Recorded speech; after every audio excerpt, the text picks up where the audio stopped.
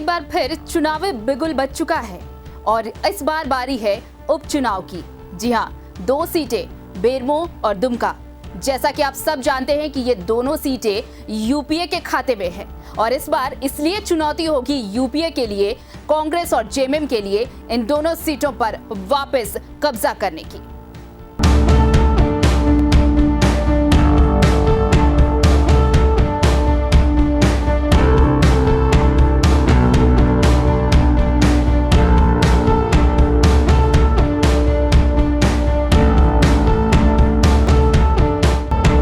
यह झारखंड की उपराजधानी है। यह संथाल परगना का गढ़ माना जाता है। कहा जाता है कि झारखंड की राजनीति इसी संथाल परगना के मैदान से तय की जाती है और दुमका हमेशा से राजनीति का सबसे महत्वपूर्ण केंद्र रहा है।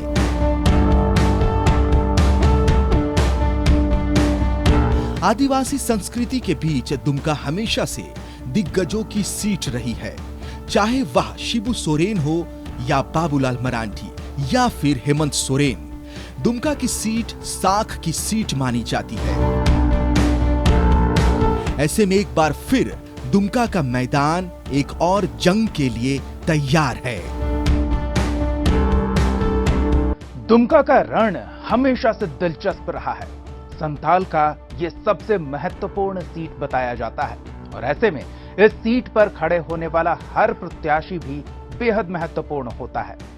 इन्हीं महत्वपूर्ण प्रत्याशियों की लिस्ट में एक और महत्वपूर्ण प्रत्याशी जुड़ गए हैं, बसंत सोरेन, जो कि हेमंत सोरेन के छोटे भाई हैं। इस वीवीआईपी सीट पर एक बार फिर वीवीआईपी मुकाबला देखने को मिलेगा।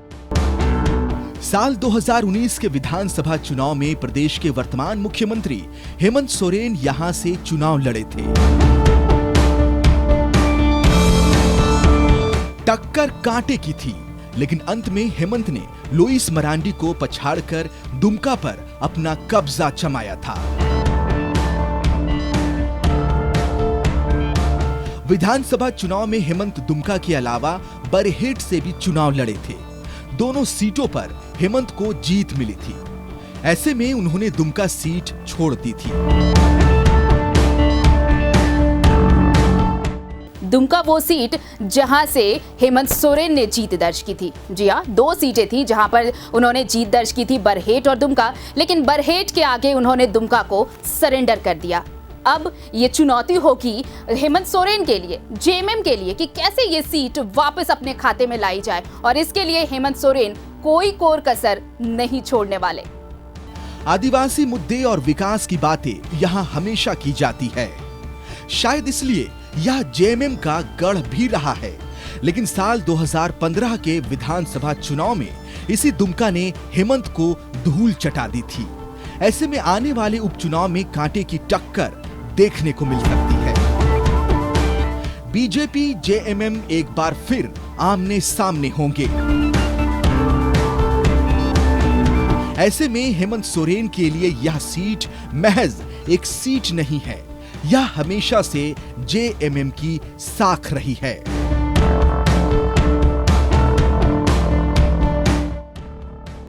दुमका सीट पर होने वाला चुनाव कहा जाता है संथाल की दशा और दिशा तय करता है। पिछले चुनाव में बीजेपी को यहां से बुरी तरह से हार का सामना करना पड़ा था। इस बार क्या होता है, ये देखना दिलचस्प होगा। क्या बीजेपी ये सीट अपने पाले में ला सकती है या फिर ये जेएमएम का गढ़ बरकरार रहेगा?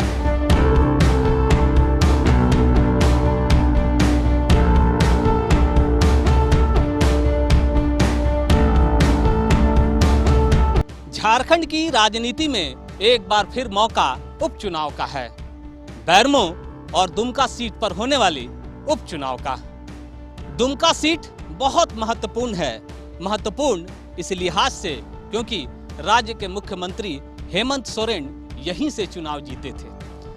उनके द्वारा सीट छोड़े जाने के बाद उपचुनाव हो रहा है और उपचुनाव की चर्चा जब शुरू होती है तो संभवतः विकास से ही बात होनी चाहिए, मतलब दुमका के विकास से। जब दुमका के विकास की चर्चा होगी तो वो कौन सा उम्मीदवार चुनावी मैदान में है यह भी जानना जरूरी है। वो कौन सा उम्मीदवार इस विकास की गाड़ी को, इस विकास की यात्रा को आगे बढ़ा सकता है, ये भी जान लेना और समझ लेना जरूरी है। इस बात पर भी गौर करने की जरूरत है कि क्या इन 2 सीटों पर होने वाले उपचुनाव के नतीजों से राज्य की हेमंत सोरेन सरकार की सेहत पर कोई असर पड़ेगा? क्या इस चुनाव में विपक्ष के द्वारा, मतलब अगर हम बीजेपी की बात करें तो हेमंत सोरेन सरकार के 9 महीने के कार्यकाल पर भी सवाल खड़े होंगे? और क्या राज्य की जनता को हेमंत सोरेन सरकार के 9 महीने के कार्यकाल के आधार पर मतदान करना चाहिए? ये सब कुछ इस चुनावी चर्चा के बीच, इस चुनावी मैदान में तमाम उम्मीदवार होंगे। और इस बात से भी इनकार नहीं किया जा सकता कि दुमका सीट, अगर हम संथाल के लिहाज से भी बात करें तो अभेद दुर्ग कहे जाने वाले इस क्षेत्र में पहले भी बीजेपी सेंधमारी कर चुकी है। और इस बार बीजेपी पीछे रहेगी या आगे निकलेगी, इसके लिए जनता जनार्दन पर ही विश्वास करना चाहिए। दुमका की इस धरती ने कई संघर्ष भी देखे हैं। भक्ति का केंद्र भी दुमका रहा है और राजनीति की हर रणनीति इसी दुमका से बनाई जाती है। ऐसे में यह एक सीट है जो झारखंड की राजनीति में कई दिशा निर्देश तय कर सकती है। अगर 2019 के चुनाव परिणाम पर हम नजर डालें तो तकरीबन 49% वोट शेयर मिला था जेएमएम को, और ये किसी भी पार्टी के लिए बहुत अच्छा मार्जिन है। मार्जिन इसलिए भी अच्छा है, और ये चुनौती जिसकी हम बात कर रहे हैं कि सिर्फ सत्ताधारी दल के लिए नहीं बल्कि विपक्ष के लिए भी एक बहुत बड़ा चैलेंज होगा कि कैसे इस मार्जिन तक पहुंचे, क्योंकि इस बार बीजेपी भी कोई कोर कसर छोड़ने वाली नहीं है। दुमका के इस जंग में इस बार जेएमएम अपनी पूरी ताकत झोंकने का इरादा रखती है। वहीं बीजेपी भी अपनी खोई हुई साख को दोबारा पाना चाहती है। बीजेपी के पास अब बाबूलाल मरांडी नाम का चेहरा है, जिनका दुमका से पुराना संबंध रहा है। ऐसे में यह लड़ाई हेमंत सोरेन बनाम बाबूलाल मरांडी के बीच भी देखी जा रही है। वक्त बदला है, राजनीतिक समीकरण बदले हैं, तो भारतीय जनता पार्टी की पकड़ भी वहां पर मजबूत हुई है। उसका ताज़ा उदाहरण है कि संसदीय चुनाव में दिशोम गुरु को हराकर एक बिल्कुल नौजवान सुनील सोरेन ने मैदान मार लिया। और पिछले चुनाव में अगर हम बात करें तो लुइस मरांडी ने हेमंत सोरेन को हरा दिया था। और इस बार भी लगभग 12,500 का ही अंतर था, कोई बड़ा मार्जिन नहीं था। इसलिए भारतीय जनता पार्टी को पूरी उम्मीद है कि इस बार मुकाबला दिलचस्प होगा। और इस बार चूंकि बाबूलाल मरांडी जो उस क्षेत्र में अपना खासा प्रभाव रखते हैं, वो अब भारतीय जनता पार्टी के सदस्य हैं, वो उस भाषा पर भी पकड़ रखते हैं जिनके वहाँ पर ज़्यादा से ज़्यादा भाषी पाए जाते हैं। और दिशोम गुरु जिस भाषा में संवाद करते हैं, हेमंत सोरेन जिस भाषा में संवाद करते हैं, अब इस भाषा में संवाद बाबूलाल मरांडी भी करेंगे। इसलिए भारतीय जनता पार्टी को पूरा भरोसा है कि इस बार दुमका में चुनाव का नतीजा एनडीए के पक्ष में होगा। और इस बार चूँकि सरकार जेएमएम गठबंधन की है, कांग्रेस भी पूरी तरह से जोश में है, इसलिए मुकाबला वाकई दिलचस्प होने के आसार हैं। भारतीय जनता पार्टी पूरी कोशिश करेगी कि दुमका की सीट जीत कर वो ये संकेत दे सके झारखंड में कि अब हेमंत सोरेन सरकार कथित रूप से नाकामयाब हो चुकी है। और यही वो लाइन ऑफ एक्शन है जिस पर सत्ता पक्ष के लोग भी अमल करेंगे। पूरी कोशिश की जाएगी कि यह सीट वापस जेएमएम के खाते में आ जाए, क्योंकि जेएमएम ने ही इसको छोड़ा है। और अगर ऐसा होता है तो ये कहा जा सकेगा कि सरकार अपने एक इम्तिहान में पास हो गई है।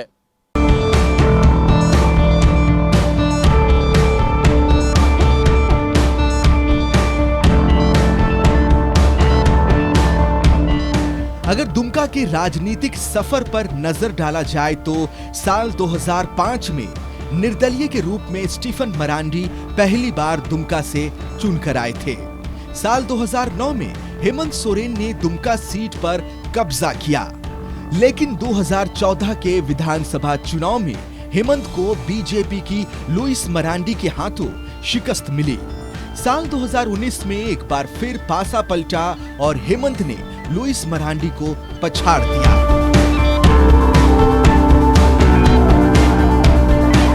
दुमका के इस वीआईपी सीट पर सभी दलों की नजर है, क्योंकि यहां जीत की गूंज दिल्ली तक सुनाई देगी। खास तौर पर यह मौजूदा सरकार, साफ कहें तो सिर्फ हेमंत सोरेन और दूसरी ओर बाबूलाल मरांडी का लिटमस टेस्ट होगा। दुमका का मैदान एक बार फिर तैयार है, इस बार एक उपचुनाव के लिए। सत्ता में हेमंत सोरेन की सरकार है, लेकिन बीजेपी भी इस खोई हुई सीट को दोबारा अपनी झोली में लाकर हेमंत सरकार को एक झटका देने की तैयारी में है।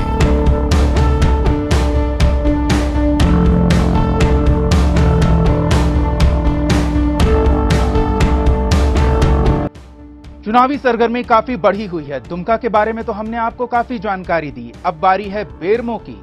कोरोना काल में हो रहे इस चुनाव में काफी सावधानियां बरतने की जरूरत है और इसके साथ ही जरूरत है बड़ी संख्या में मतदाता मतदान केंद्रों तक पहुंचे ताकि एक स्पष्ट जनादेश हासिल हो।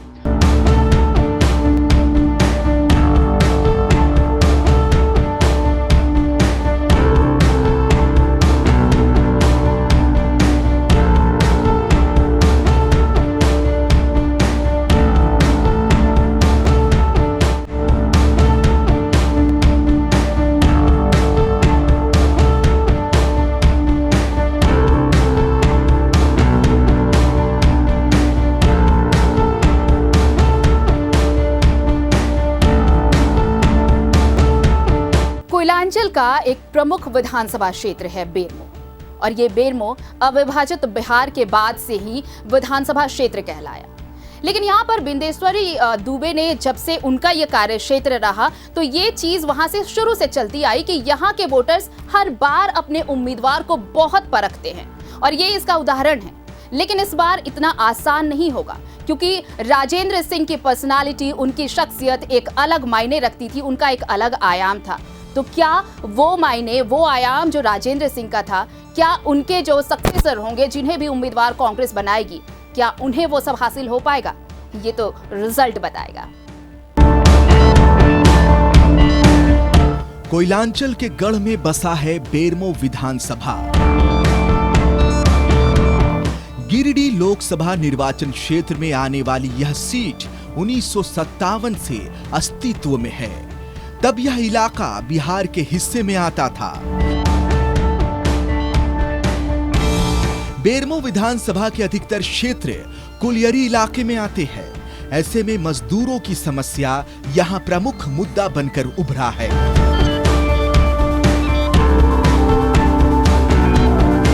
साल 2019 के विधानसभा चुनाव में कांग्रेस के राजेंद्र प्रसाद सिंह ने बीजेपी के योगेश्वर महातो बाटुल को शिकस्त देकर इस सीट पर कब्जा किया था।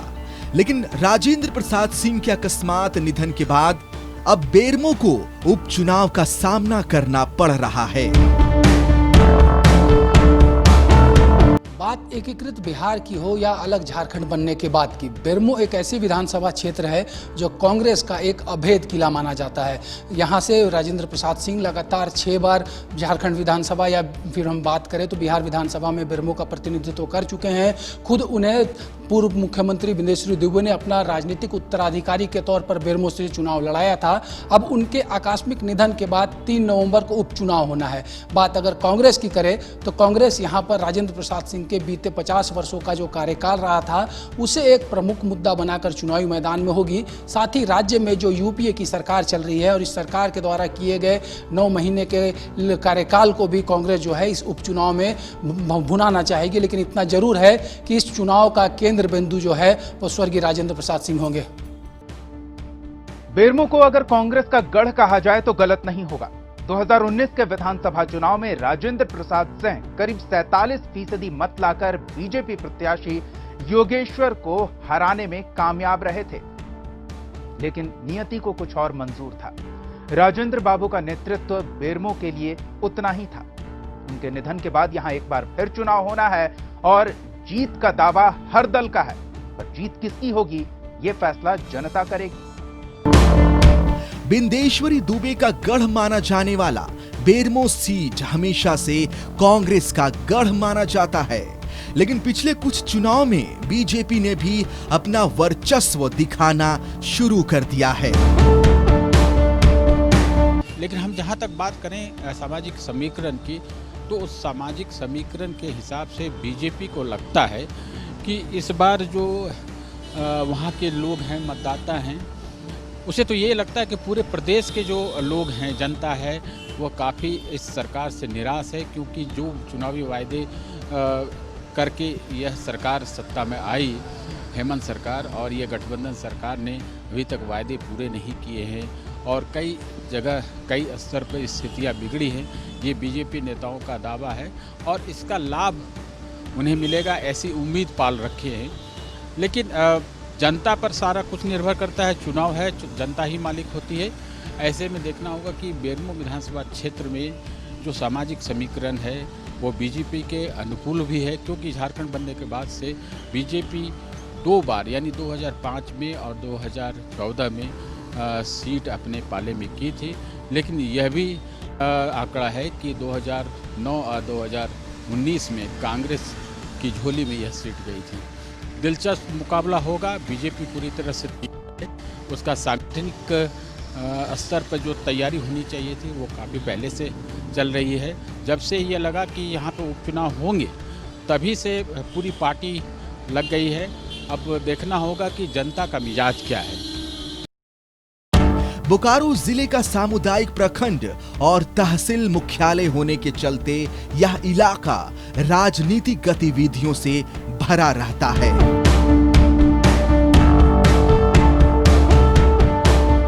झारखंड के बड़े कोयला उत्पादक क्षेत्रों में शुमार इस इलाके का बड़ा हिस्सा पर्वतीय और वन्य क्षेत्र है।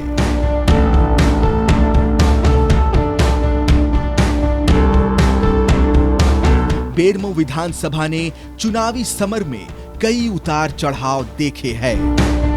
उपचुनाव की बारी है और ये लिटमस टेस्ट के तौर पर भी देखा जा रहा है।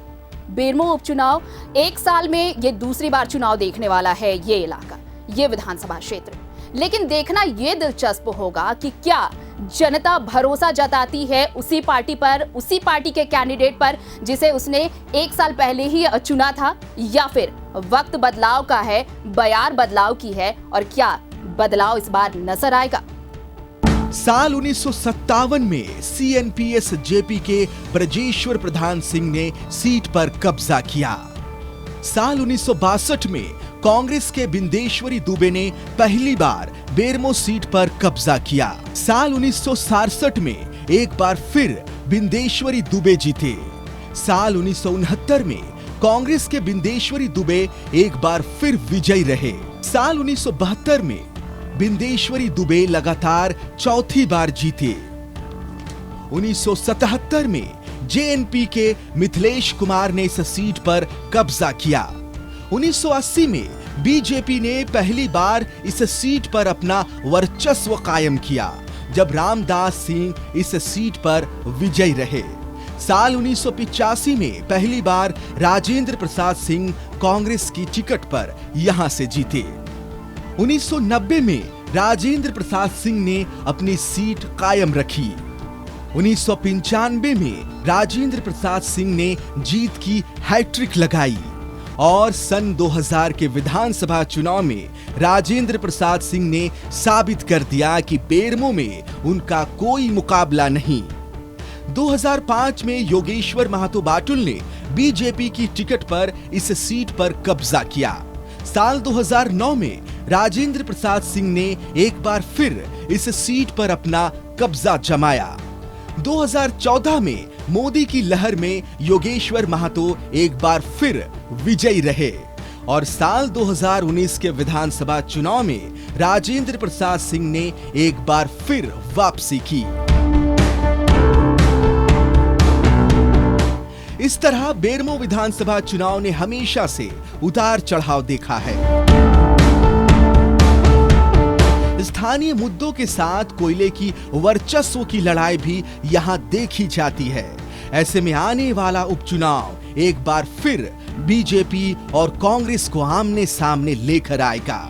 देखना यह होगा कि क्या राजेंद्र प्रसाद सिंह के सपनों का बेरमो कांग्रेस के हाथों में ही रहेगा या फिर बीजेपी इसमें कोई उलटफेर कर सकेगी।